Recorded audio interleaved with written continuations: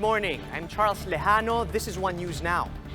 President Rodrigo Duterte talked to soldiers in Jolo yesterday. That speech just aired earlier today, and in true Duterte fashion, the chief executive didn't just talk about national security or the recent fatal encounter between the cops and soldiers in the province. He again lashed out at his enemies. Let's talk more about this with Maricel Halili. She's joining us live from Mandaluyong. Good morning, Mase. Who was at the receiving end of the president's tirade this time around? Hi, good morning, Charles. Well, apparently, President Duterte did mention about the oligarchs in his speech during his visit in Jolo yesterday. Earlier today, his recorded speech was aired in the state-run network PTV4. And in his speech, he mentioned that even if he dies today, he will be happy because he was able to dismantle the oligarchy in the country. He mentioned about a certain family who takes control of the economy and even influence the candidates during elections. Unfortunately, he did not identify who was this family, but I think it is very important to take note that he mentioned this issue on oligarchy just a few days after the Congress has decided to deny the renewal of franchise of ABS-CBN run by Lopez's. Right, Mase. So he did not specify who these oligarchs are, but he at least mentioned the scuffle between the police and the military there.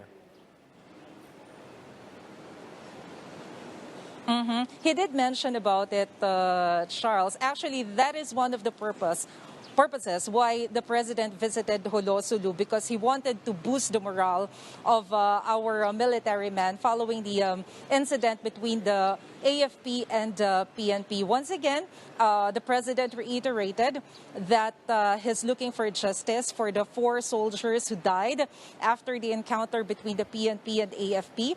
And he also reiterated that he already ordered the National Bureau of Investigation to probe the case and get to the bottom of this and make sure that the people behind the killing will be held liable, especially that military men died because of the incident.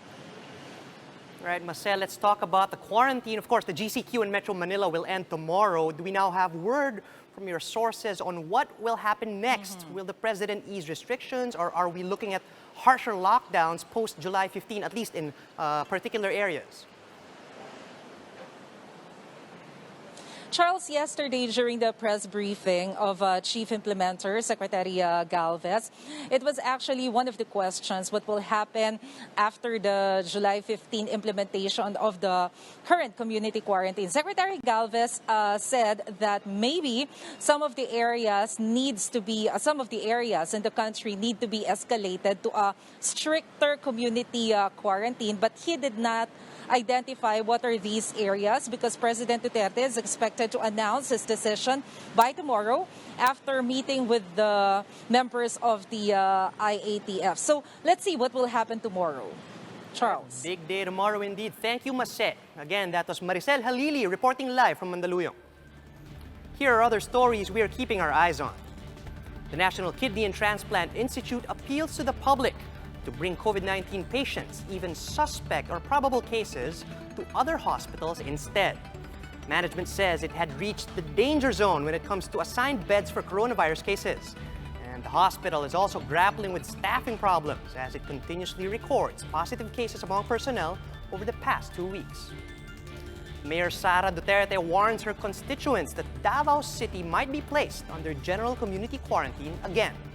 The local chief executive says that's based on information that she received from the IATF.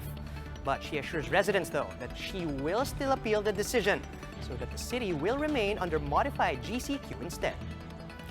And U.S. State Secretary Mike Pompeo reiterates freedom of navigation in the South China Sea.